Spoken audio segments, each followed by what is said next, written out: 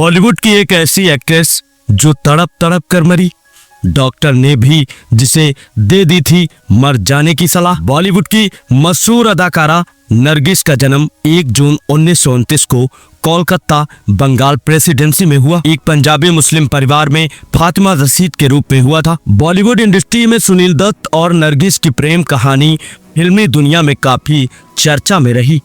दोनों एक दूसरे के काफी करीब थे। एक समय था जब नरगिस सुनील दत्त की क्रश हुआ करती थी और दोनों की पहली मुलाकात साल 1950 के दौरान 2 बीघा जमीन के सेट पर हुई थी। फिल्म मदर इंडिया के सेट पर दोनों के एक दूसरे से प्यार हो गया और कुछ समय बाद दोनों ने शादी कर ली और एक खूबसूरत घर बस गया। हालांकि उनका साथ ज्यादा दिन तक नहीं चला और इसीलिए एक्टर सुनील दत्त को नरगिस के बिना कई साल बिताने पड़े। आइए आपको बताते हैं कि आखिर सुनील दत्त के अकेले रहने की वजह क्या थी। साल 1957 की बात है जब नरगिस और सुनील दत्त एक फिल्म में साथ काम कर रहे थे। हैरान करने वाली बात यह थी कि सुनील दत्त फिल्म में नरगिस के बेटे की भूमिका निभा रहे थे। कहानी तब शुरू हुई जब फिल्म की शूटिंग के दौरान नरगिस को आग की लपेटों में कूदकर अपने बेटे की जान बचानी थी, लेकिन यह सीन एक दुर्घटना में बदल गया और नरगिस आग की लपटों में फंस गईं। फिर सुनील ने असली हीरो की तरह उनकी जान बचाई, लेकिन इस प्रक्रिया में वह काफी घायल हो गए थे। एक्सीडेंट के बाद सुनील दत्त को तुरंत अस्पताल में भर्ती कराया गया और जहां नरगिस उनकी देखभाल कर रही थी।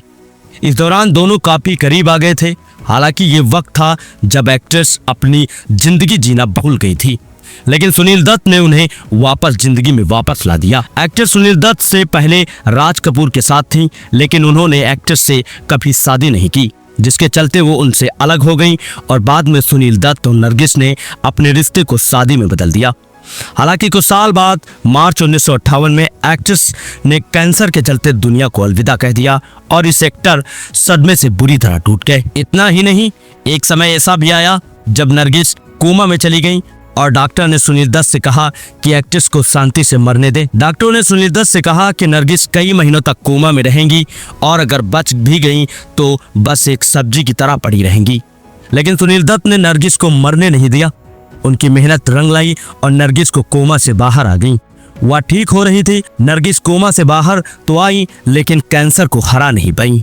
नरगिस की मौत के काफी समय बाद सुनील दत्त ने एक इंटरव्यू में उनकी मौत के बारे में बात भी की थी। एक इंटरव्यू के दौरान सुनील दत्त से जब पूछा गया कि नरगिस की मौत का उनके जीवन पर क्या असर पड़ा, तो इस सवाल का जवाब देते हुए सुनील दत्त ने कहा कि मैं इस बारे में कुछ नहीं कह सकता।